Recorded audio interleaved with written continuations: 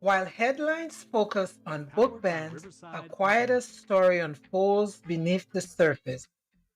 Students swapping QR code zines, underground pop up libraries in school bathrooms, and librarians using encrypted lending apps. In this episode of Sideways Look, we investigate how grassroots networks are resisting censorship and what these silent rebellions say about education policy and intellectual freedom in America. Welcome to Sideways Look, looking where others don't. I'm Dr. Paul, and today we're flipping the script on the loudest voices in the room. Book bans have grabbed national attention, but what's barely making the news is how people are pushing back. They're pushing back quietly, creatively, and in plain sight. Book bans are back, and they're not just rare symbolic moves anymore. According to Pan America, over 3,000 books were banned from US schools in the last year alone, most of them centered on race, gender identity, and sexuality. These legislatures are increasingly stepping in with laws that remove titles, criminalize librarians, and restrict curriculum. But while the spotlight shines on lawmakers and activists, another story is playing out. Not in courtrooms or cable news panels, but in school hallways, coffee shops, and encrypted message boards. Meet Cassandra, a high school junior in Texas. She runs a pop up banned book library out of her locker. Every week, she rotates titles and shares QR codes that link to digital copies via encrypted file sharing apps. Her, her school hasn't caught on as yet. Then there's Zine Share, that's Zineshare,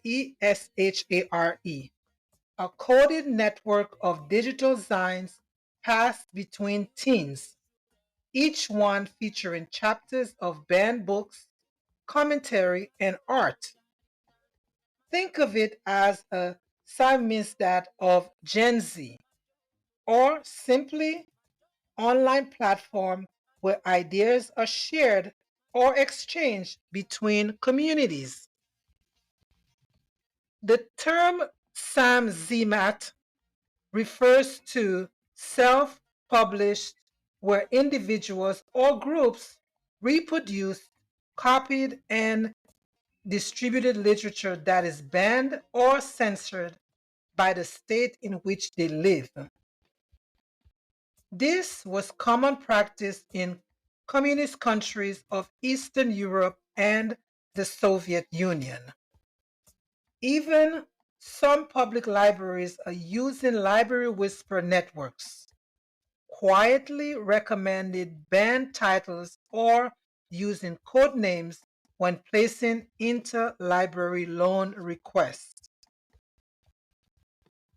These tactics might sound extreme, but they echo a deep history of resistance to censorship from Soviet era underground presses to the banned literature of apartheid era South Africa. For example, South African authors like Steve Biko and Andre Brink, whose literature was banned by the apartheid government to suppress the truth, which is usually the motive of censorship.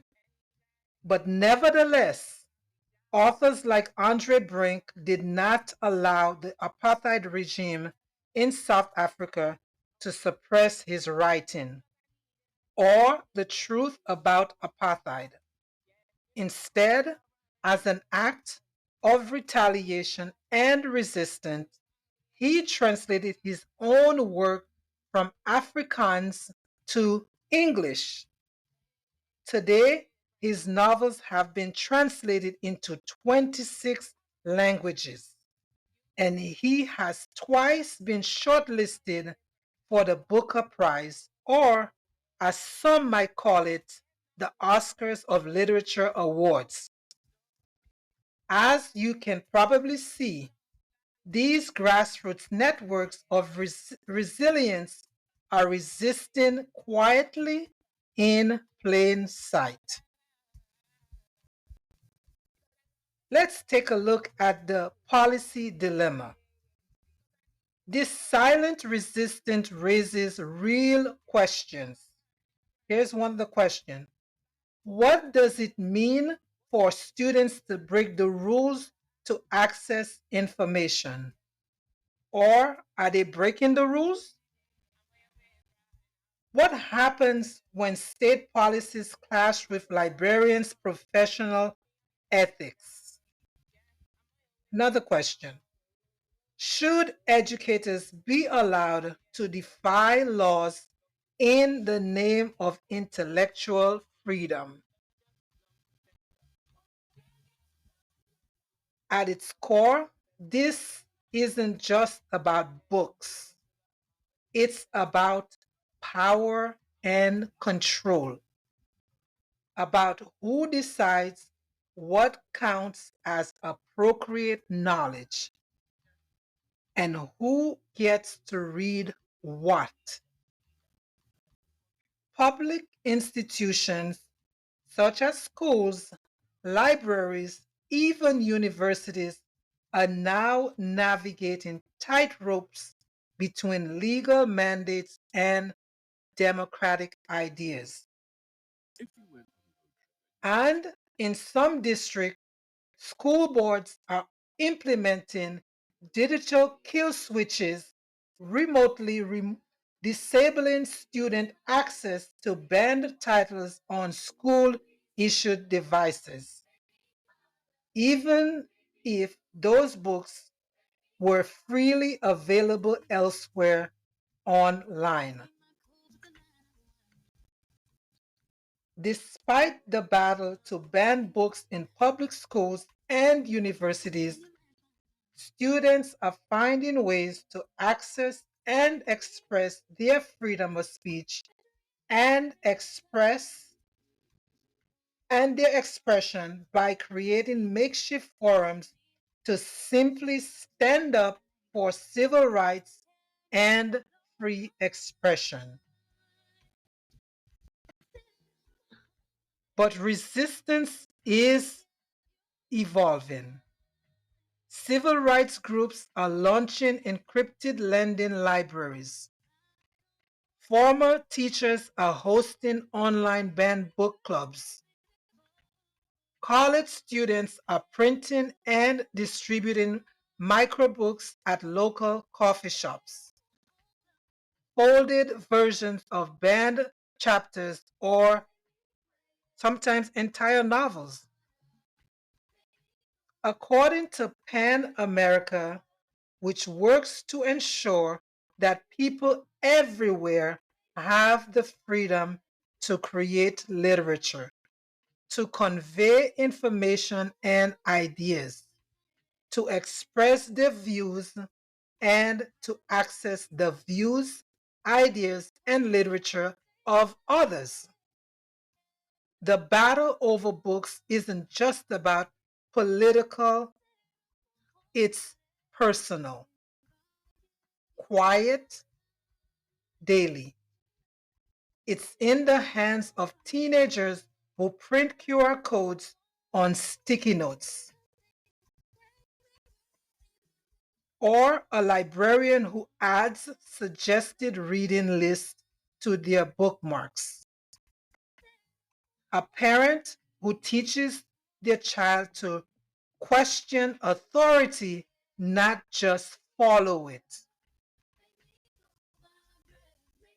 In closing, censorship always looks bold at first, but it often underestimates the human hunger for truth, storytelling, and perspective. What we're witnessing now isn't just defiance, it's adaptation, folks. And sometimes the most radical acts aren't shouted from podiums, they're whispered between pages. Thanks for listening to Sideways Look, looking where others don't. I'm Dr. Paul. See you next time.